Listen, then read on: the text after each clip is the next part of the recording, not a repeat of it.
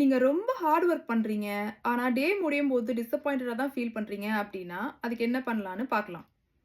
Last time நம்ம happiness formula பத்தி பார்த்தோம். அந்த ஃபார்முலாவ எப்படி யூஸ் பண்றதுன்னு இப்ப பார்க்கலாம்.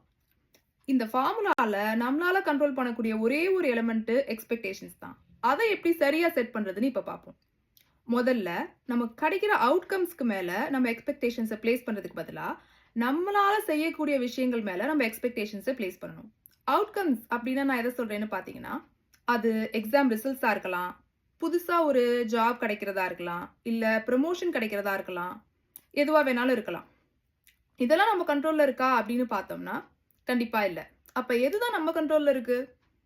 இதே எக்ஸாமுக்கு நீங்க எவ்ளோ நல்லா பிரிப்பேர் பண்றீங்க அப்டிங்கிறது, இன்டர்வியூக்கு முன்னாடி உங்க ஸ்கில்ஸ் எல்லாத்தையும் எவ்ளோ ஷார்ப் ஆக்கிக்கிறீங்க அப்டிங்கிறது, உங்க வேலையில நீங்க எவ்ளோ முக்கியமானவங்களா இருக்கிறீங்க அப்டிங்கிறது, இதெல்லாம் தான் நம்ம கையில இருக்கு. இந்த மாரி நம்ம கையில இருக்கிற விஷயங்கள் மேல நம்ம ஃபோக்கஸ வச்சு, அதுல நம்ம பெட்டர் ஆயிட்டே இருக்கிறது மூலமா, நமக்கு கிடைக்க வேண்டியது நமக்கு தானாவே வந்து சேரும். 2வது, பெரிய கோல்ஸ் நமக்கு இருக்கிற பெரிய கோல்ஸ் எல்லாத்தையும் எவ்ளோ சின்ன சின்னதா பிரிச்சு ஸ்டெப்ஸா ஆக்க முடியுமோ, அத நம்ம பண்ணணும்.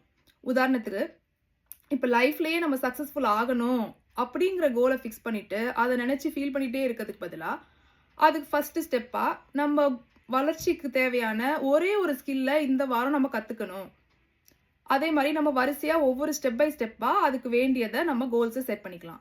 இன்னும் 2 வருஷத்துல ஒரு சொந்த வீடு புதுசா வாங்கணும் அப்படிங்கிறதுக்கு பதிலா, இந்த மாசத்துல இருந்தே ஒரு குறிப்பிட்ட அமௌண்ட்ட நான் சேவ் பண்ணிட்டே வரணும் அப்படின்னு நம்ம கோல செட் பண்ணிக்கலாம்.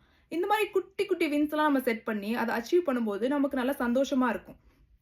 ஆனா, ஒரு பெரிய கோல நம்ம கண்ணுக்கு முன்னாடி வச்சுட்டு, அதையே பார்த்துட்டு இருக்கும்போது, நமக்கு மனசுக்கு கஷ்டமா தான் இருக்கும். அதனால நம்ம ஒவ்வொரு ஸ்டெப்பா ஃபோக்கஸ் பண்ணி, முன்னேறி முன்னேறி வரும்போது, கண்டிப்பா அந்த கோல நம்ம ரீச் பண்ணிடுவோம். அதே சமயம், போற பாதையும் நமக்கு சந்தோஷமா இருக்கும். இப்ப நம்மளோட எக்ஸ்பெக்டேஷன்ஸ எப்படி மேனேஜ் பண்றது அப்படின்னு நம்ம பார்த்தோம். ஆனா, இப்போ உங்க பேரண்ட்ஸோ, இல்ல உங்க பாஸோ, இல்ல வேற யாராச்சுமோ உங்க மேல ஏதோ எக்ஸ்பெக்டேஷன்ஸ வைக்கிறாங்க. இல்ல நீங்களோ வேற ஒருத்தவங்க மேல எக்ஸ்பெக்டேஷன்ஸ் வச்சிருக்கீங்க அப்டின்னா, அத எப்படி மேனேஜ் பண்றது? இத பத்தி அடுத்த வீடியோல பேசுவோம்.